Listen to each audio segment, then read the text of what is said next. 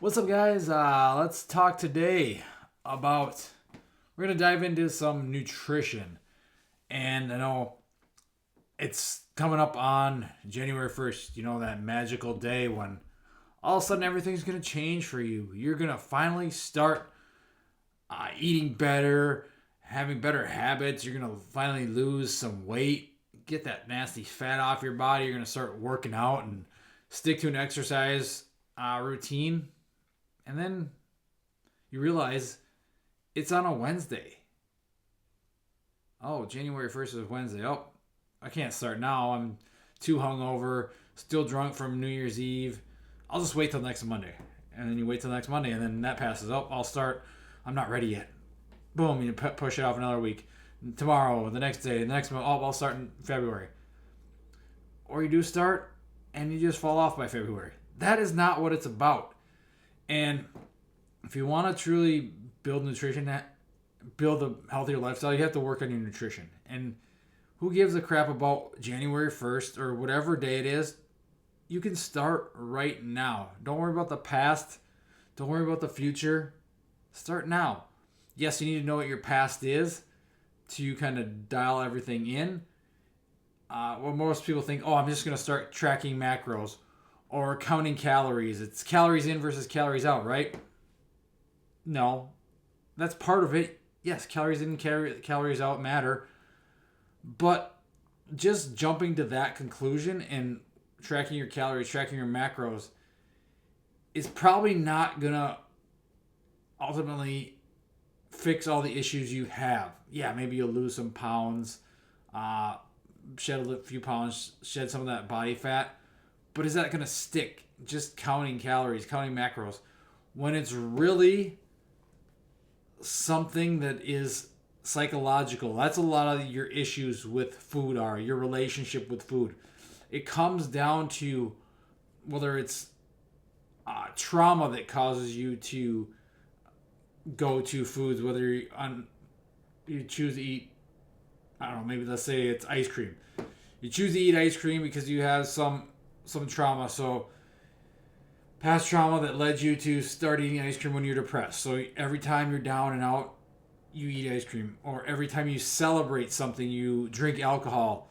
Or depressed, you drink alcohol. Whatever it is, you have these habits, these behaviors, these learned behaviors that you have, especially when it comes to food, through past experiences. It could be trauma, it could be something good too. Like I said, it could be grandma's homemade cookies and grandma rewarded you every time you did something good with cookies, and now every time you do something good you still eat a bunch of cookies, or whatever it may be. These learned behaviors that have happened through life, maybe it's an addiction. You can be addicted to food, you can be addicted to alcohol, of course, everyone knows that, but you can be addicted to food too, and a lot of it's in here. It's the mind, it's the psychological effect, the relationship that you have developed over the years.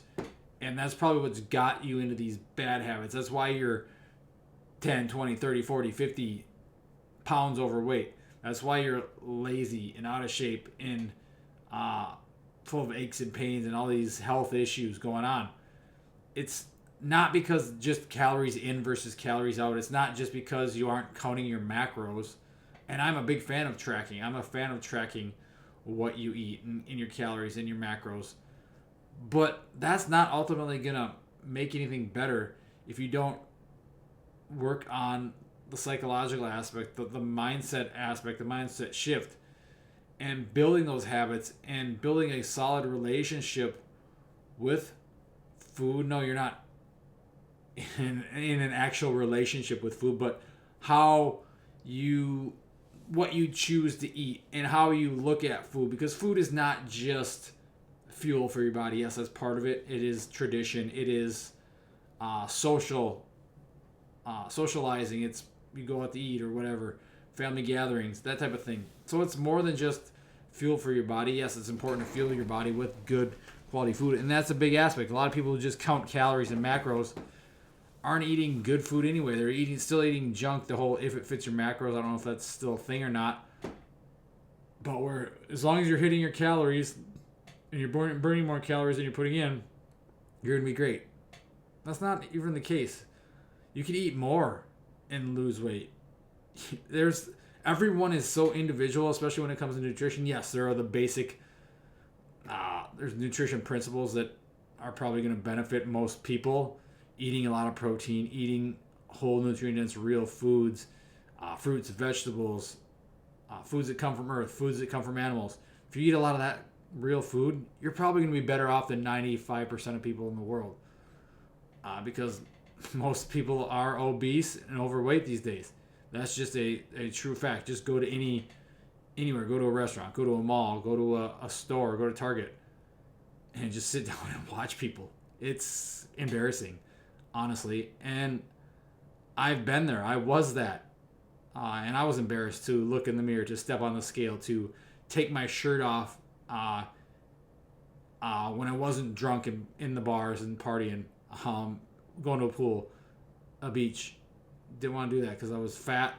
I was pasty white. Still pasty white. Just not fat anymore. Hairy. Still hairy. Just not fat anymore. But now I'm not embarrassed to do that stuff because I'm lean, I'm in shape, and I'm confident in myself and in my body. And it's a lot of that comes with your relationship with food and building that psychological aspect, and not just calories in versus calories out. Because as I was saying, and there's people who eat more food and start losing weight. Maybe they've been so strict or been eating such garbage all the time. You just switch to eating real food and you start feeling better. You start moving better. That your skin looks better. You just have a overall aura. Your aura just changes, and your presence and your confidence and everything just changes. And it's about and it comes working with and figuring out the issues that you have. Why do you fall back to alcohol all the time and eat? Why do you choose to eat these ultra processed food rather than actual whole nutrient dense real foods?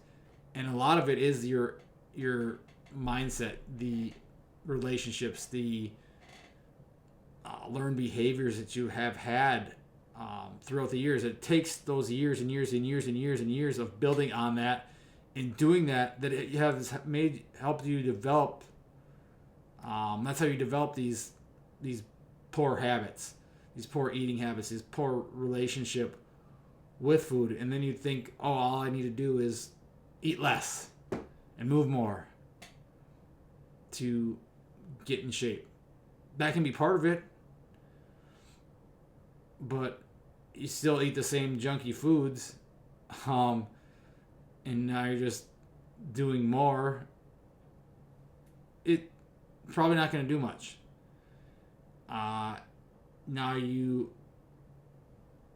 do more, but you still, oh, it's Friday, it's time to celebrate, or time to get over that long weekend or long week of tough week at work.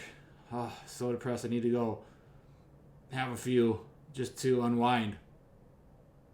No, that's called alcoholism. That's not what you really need, and it's a mindset, and it's psychological. It's an addiction, and this can be with food too. It can be with even eating quote unquote healthy. You can have a bad relationship. You're too restrictive. You're not eating enough. That you take that calories in, calories out to the far end. You're eating good quality foods, but you're not eating it. You're eating 1,000 calories, 1,200, 1,500 calories. But you're you're training all the time. You're burning a ton of calories on top of it, and you're just not fueling your body to perform and give the body the nutrients and fuel that it needs, because you're training all the time and just crushing yourself. Is it overtraining? Maybe, but it's probably more so that you're just underfueling and not giving yourself enough. You're taking that calories in versus calories out, and times it by 10 and quantified it, because you're not eating enough, even though it is good quality food. You're not eating enough of it. You're just depriving your body of what it wants in what it needs and what it should have. And that's, again, another mindset thing, the psychological thing. Oh, I have to crush myself. I have to not eat anything, not eat enough. I have to eat such a low calories because that will help me burn more fat. And then your body adapts to that, and there's nowhere else to go from there. You can't go down. You're not going to go down to 1,000, 900, 800 calories a day. Then you're not eating anything. Then you're fasting all the time. And sure, fasting can work at times, but is that the best option for you? Probably not. And again, that's just going to develop more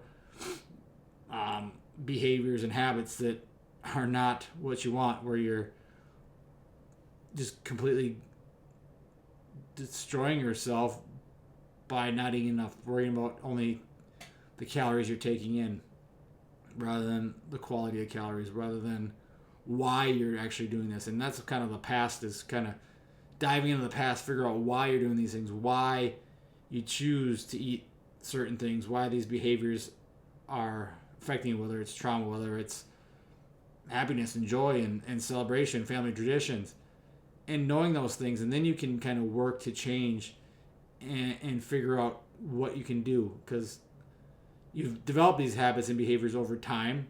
You can get rid of them and change them over time too. It's probably not going to happen overnight. Everyone, I know we all wish it would.